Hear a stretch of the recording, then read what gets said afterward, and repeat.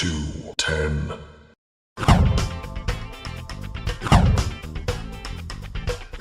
Hey guys, today is Monday, October the 25th. I'm your host, Moses Rangel, and you're watching The Quickie Show, where we scour the web to bring you a recap of the local news right here in San Antonio. Here are the top stories for this past week.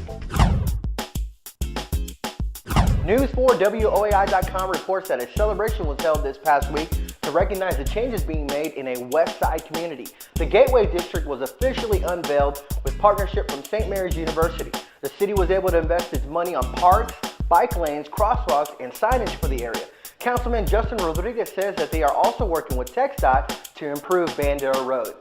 KTSA 550 reported that state health officials have ordered Sangar Fresh Cut Produce to stop processing food and recall all products shipped from their plant on South Zamora. Lab tests showed that chopped celery from Sangar indicated the presence of listeria as well as sanitation issues, and believe that the listeria found in the chopped celery may have also contaminated other food produce. KSAT 12 News reported that the new airport terminal conducted an open house providing tours of Terminal B. The 250,000 square foot building is located between Terminals 1 and 2 and will become the new home for American and Continental Airlines, and it will replace the Terminal 2, which is set for demolition in early 2011. In more news, MySA.com reports that the City Council has signed a deal with UTSA that will make the Alamo Dome the home field for the Roadrunners football team. The Alamo Dome will host the team for at least its first of 5 seasons. UTSA is working hard to develop a football program that has the same kind of draw as Texas Tech, Baylor, and the University of Houston. In business news, the San Antonio Business Journal reports that San Antonio Water Systems and Amerisco Inc. officially have opened their biogas facility. This facility is the nation's first gas plant that captures gas from raw sewage and sells it commercially. But did you know that in addition to the new biogas facility, SALS also uses treated waste to make and sell compost? SALS also distributes about 115 million gallons of recycled water today for the use at riverwalks, golf courses, parks, and a select industrial and commercial customers.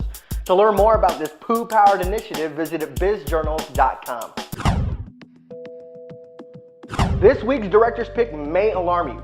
In a statement posted on Google's blog, Google admitted that they discovered that emails, URLs, and passwords were collected and stored while the vehicles for Google Street View service were out documenting roadway locations. According to Google's data was mistakenly collected in more than 30 countries, including the United States. In its blog post, Google says that it is taking steps to strengthen its internal privacy and security practices. But let's be real.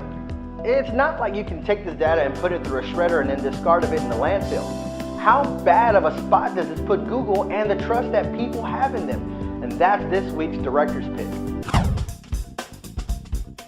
For this week's What to Ya, we tackle the hot topic of football collisions head on. A series of recent injuries has shined the light on the dangers of football, raising questions about how well helmets protect the players who wear them.